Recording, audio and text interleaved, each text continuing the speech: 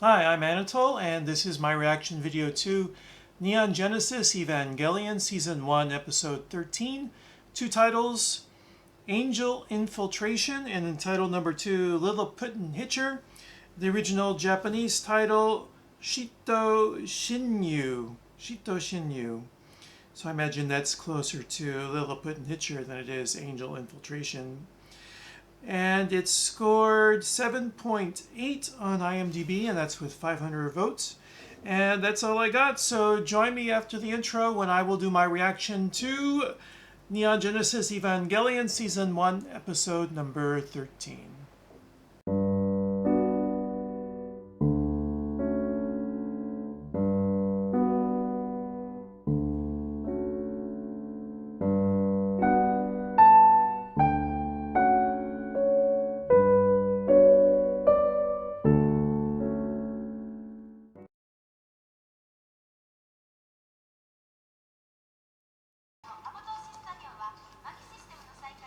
Let's see, apoptosis process? Do we know what that is? Is that like testing?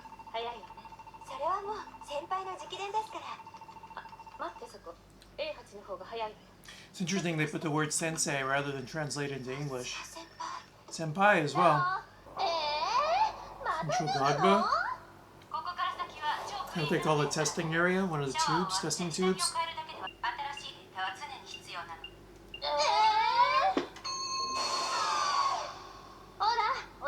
18 stages of decontamination. It seems like a little bit of overkill. Testo starto. Simulation plug. Is this like VR? This is about a good time for the angels to attack, right?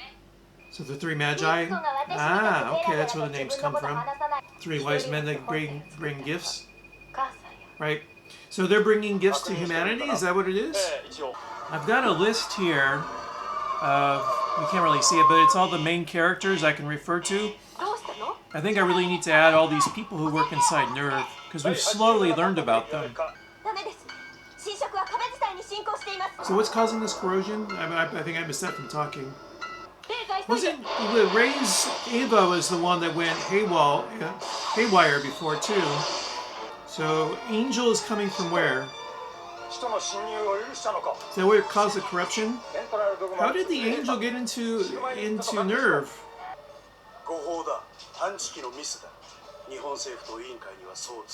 Let's get our cover-up ready. Let's get our story ready for the cover-up.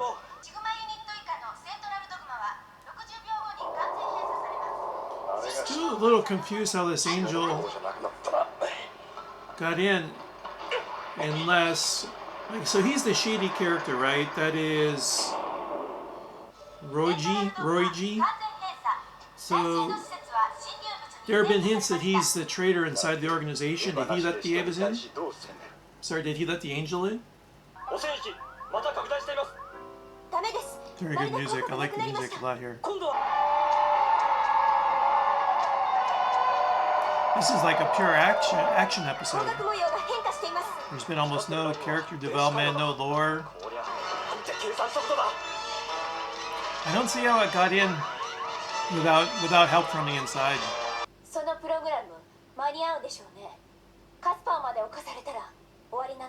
how do you make this so the characters aren't passive while this sort of proxy battle goes on? Oh, sorry. Dum dum dum. Casper is the ghost in the machine. That works so well on so many different levels. Casper was a ghost. Casper has a brain. Ghost in the machine is the idea of identity, existing or not existing. And that was the ghost in the machine, that little bit right there. That was her mom.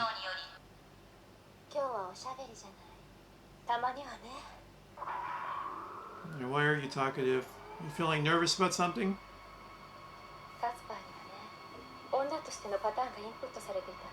Casper is the female side.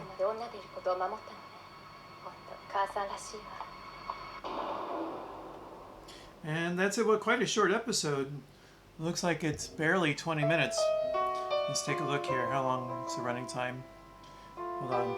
I can't say it. But all right, I can find it out. I can find it out later. Join me in a second. I'll do my review. I'm not sure how long the review is going to be. The episode was so brief, so I'll go off. I'll watch the episode a couple more times and read some criticism. And if I have some thoughts about the episode, I'll come back and review it. If I don't, there'll just be an end card right after I finish speaking. So, okay, that's it for my reaction, and see you on the other side of the Ghost in the Machine. Welcome back, and now I'm going to give my review. So I've watched the episode 3 times, and then the critical sources that I went over. There is a podcast called First Impact that's been very useful, and they usually cover 2 episodes for each podcast. And then up until now, I've been reading a blog which is called, I have it ready here. I think it's Why Everything Wrong Every Time. And his analysis of the deeper themes has informed my reviews. Unfortunately, his coverage of Neon Genesis Evangelion ends with this episode. So after this, I won't have his analysis to draw upon anymore.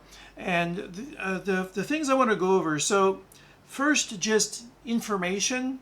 The episode shows on the display Prib Now box, and I was not familiar with what that was, but apparently it's a way of measuring nucleotides within an organism, and if that organism is a bacteria, it has a particular sequence, genomic sequence, and that's how you know that you're dealing with bacteria. I think it's TAT-AAT is the genomic sequence that needs to be evident for the diagnosis of bacteria. And in the episode, there is some the Angel is a nanobot technology. It's a viral attack and in the form of bacterium. And so when you see the Prib Now box reading, that's the AI of nerve measuring the bacteria content to determine the spread of the Angel. Then secondly, as far as information goes, the 3 AI all take the name of the 3 magi that went to bring gifts to Jesus. And the 3rd magi, the final one, the one that contains the essence of What's-Her-Head's mom, of Ritsuko's mom, contains the essence of woman. And the 3rd gift that magi brought was myrrh, and the name of that magi was, I have it all here, it's just a Casper. So I don't know if the showrunner Hideaki Anno drew upon the deeper meanings for each of those symbols, but I can explore what they are. So Casper, the meaning of Casper is treasurer, and myrrh was used as a form of perfume and medicine. It's within Casper that Ritsuko has to go in order to find the means of fighting back the attack of the angel, the 11th angel. So that is the treasure. Deep within Casper is the essence of her mom, and within that essence of her mom is the essence of woman. And it's within all of that, in this area, this rundown area with all these backdoor codes that people have posted, that Ritsuko finds that hidden treasure, the treasure that's able to beat back the 11th angel. So I think that's, and Jesus, within Christianity, Jesus is salvation of humanity. So you can argue that within Nerve, the Evas are the salvation of humanity. That's just my way of bringing out maybe the deeper meaning of these symbols that the showrunner put within the show, but didn't really explicitly state. So whether those meanings are meant to be there, or whether the showrunner is just drawing out these ideas and intuitively using them without explicitly tying out the meaning in his own mind, I don't know. But that's my stab at finding a deeper meaning within the symbols that the showrunner placed within the show. And let's see, the attack, each angel attack is different, And this one kind of reminded me of the game Android Netrunner. It's the card game, because you have, and that draws upon the Neuromancer, the works by William Gibson.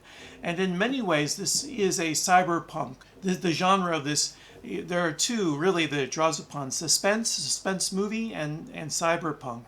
And here it's cyberpunk because you've got the AI system that's trying to withstand being hacked. That draws it directly within Neuromancer. So you have the hackers and you've got the system or control, and that's what the game the game that Android Netrunner tries to simulate, and it reminded me of that. So it was, I think, the most unique. Each of them is very unique, but this one, because the Avas are completely ejected and they're not involved in the battle at all, is quite different.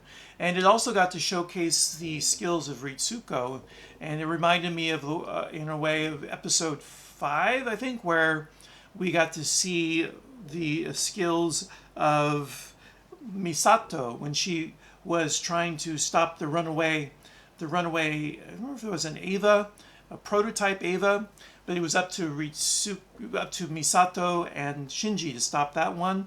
And then that way we got to see the resourcefulness of Misato. This one got to showcase Risuko, and also what her motivation is within Nerve, and the fact that she has this ghost in the shell of her mom.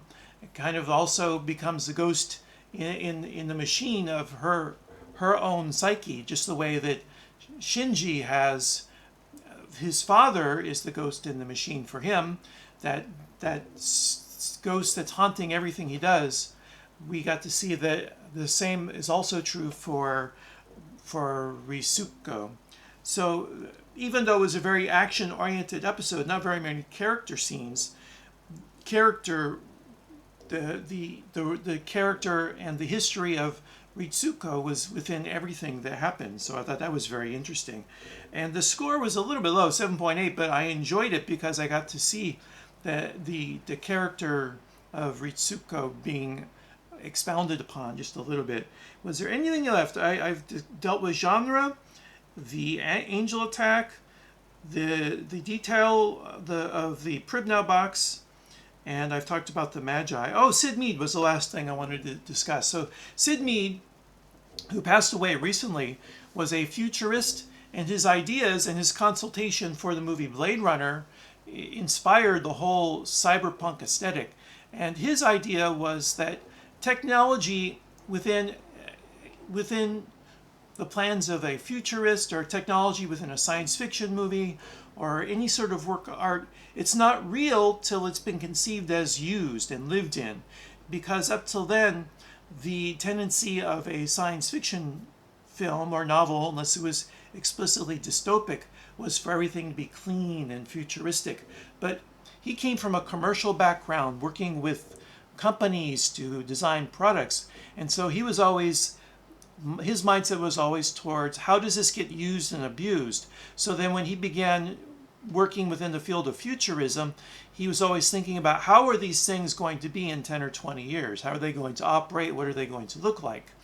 And so that shift in thinking of conceiving of science fiction design also affected the style and aesthetic, and then even in some ways the story and plotline of science fiction.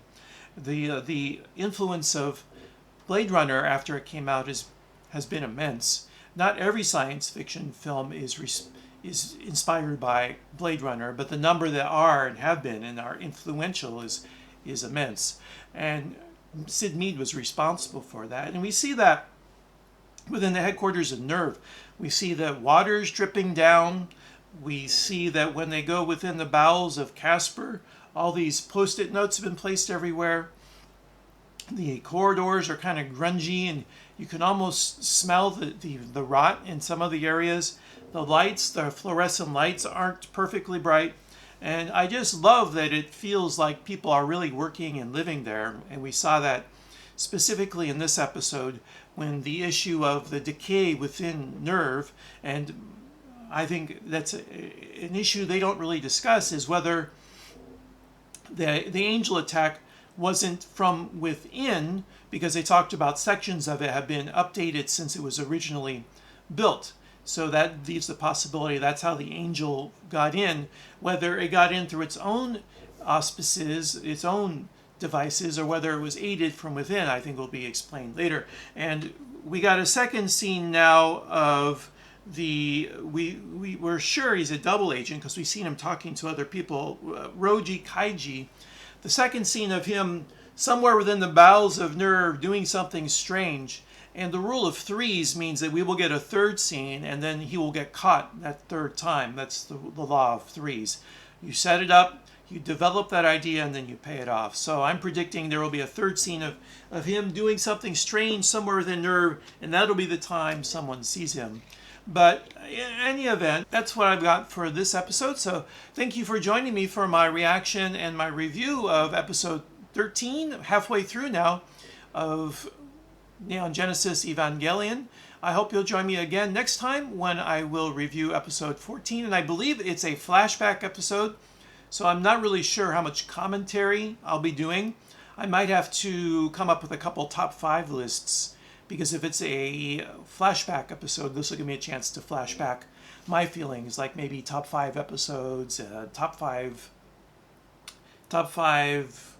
angels. So I might come in with a couple top 5 lists after the episode plays, instead of doing a review. Anyways, I hope you'll join me again next time. Until then, take care and be well. Goodbye.